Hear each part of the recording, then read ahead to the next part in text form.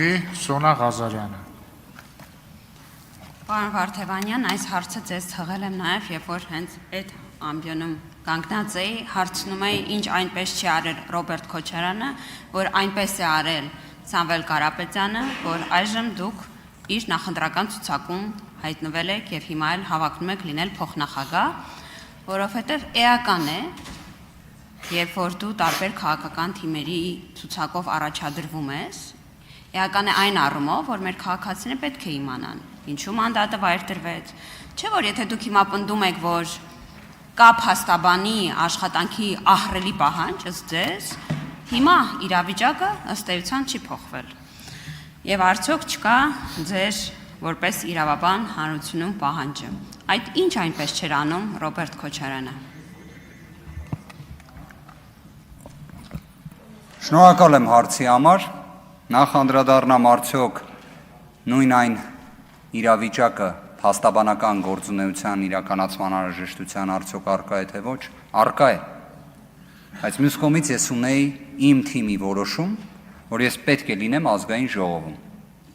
Ես թիմի որոշումը հարգել եմ, ընդունել եմ եւ այդ պատասխանատվությունը ստանձնում եմ։ Անկեղծորեն ասեմ, եթե նայում եմ շատ սուբյեկտիվ նեղ անձնական իմաստով, փաստաբանական գործունեությունը անհամեմատ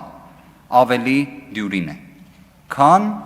ընդդիմադիր խմբակցության падգամավոր լինելը Հայաստանի Հանրապետությունում 2026 թվականին։ Բայց ես նաև գիտակցում եմ պատասխանատվությունը։ Ես գիտակցում եմ այն պատասխանատվությունը, որը իմ գործընկերները ստանձնել են, ում հետ միասին այդ պատասխանատվությունը ստանձնել են։ 2022 թվական, 2026 թվական։ Կրկին, ես լինելով Հայաստան դաշինքի անդամ,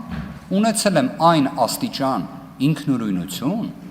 որ եթե ես որոշել եմ падգամավորական մանդատը վայր դնել, վայր եմ դրել։ Այդքան ինքնուրույնությունը ունեցել եմ, իմ կողմից սուբյեկտիվ որոշումը կայացրել եմ, իրացրել եմ։ Եթե ձեզ հետարքիր է անձնական, միջանձնային հարաբերությունները, որևէ խնդիր այդտեղ չկա։ Որևէ։ Բայց այստեղ մենք խոսում ենք քաղաքական գործընթացի մասին։ Ուժեղ Հայաստան կուսակցության ծրագրային մոտեցումը, եթե դիտարկում եք, վստահաբար դուք առնվազն այդ կարծիքը ունեմ, ուսումնասիրել եք ծրագիրը։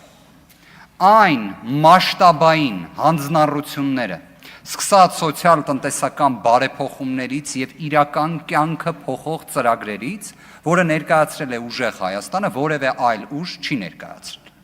Ավելին, մենք գիտակցում ենք, չէ՞, որ Սամվել Կարապետյանը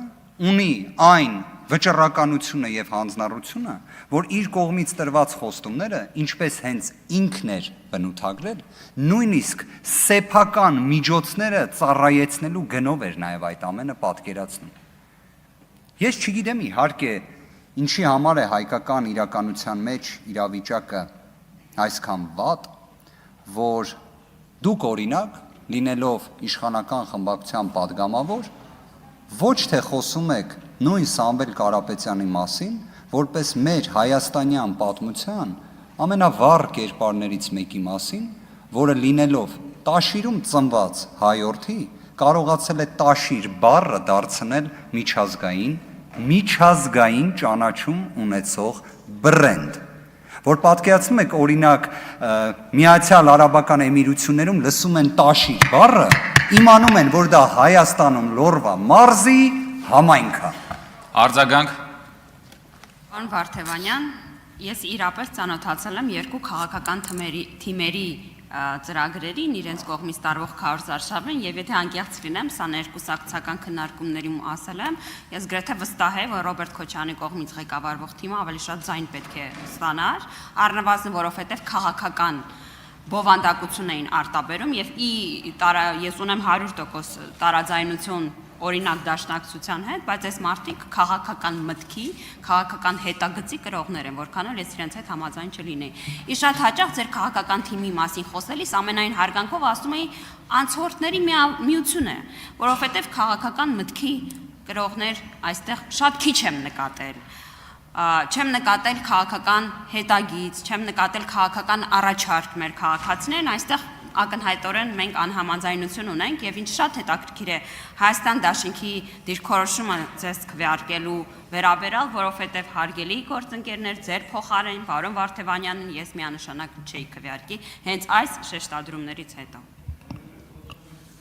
Համեցեք։ Հայաստան խմբակցությունը վստահ եմ իր դիրքորոշումը կարտահայտի։ Քաղաքական խոսքի հետագծի Տիկին Ղազարյան, ես հասկանում եմ, որ յուրաքանչյուր ազգային ժողովի падգամավոր իր կարծիքին պետք է շատ մեծ կշիռ տա։ Բայց կներեք, ձեր կարծիքը մի հատ համադրեք 100 հազարավոր քաղաքացիների կարծիքի հետ, որոնք իրենց քվեն տվել են մեր ուժին։ 100 հազարավոր։ Տիկին Ղազարյան, օրինակ, դուք պատկերացնում եք, որ ենթադրենք ձեր քաղաքական թիմից հանենք Նիկոլ Փաշինյանին եւ դուք մասնակցեք ընտրություններին առանց որևէ իշխանական լծակների։ Նենց հետաքրքիր է, բոլորի քաղաքական դիմագիծը հաշվի առնելով, առանց իշխանական լծակի, թե ձեզ քանի հազարավոր, 100 հազարավոր, թե 100-ավոր պարզապես քաղաքացիներ քվե կտան։ Դա իդեպ թող պատմությունը մի օր մեզ հնարավորություն տա տեսնելու։ Շնորհակալ։ Հաջորդ հարցի համար Արփի Դավոյան։ Շնորհակալություն։ Պարոն Վարդևանյան, Սահմանադրությունը նախատեսում է ազգային ժողովի որպես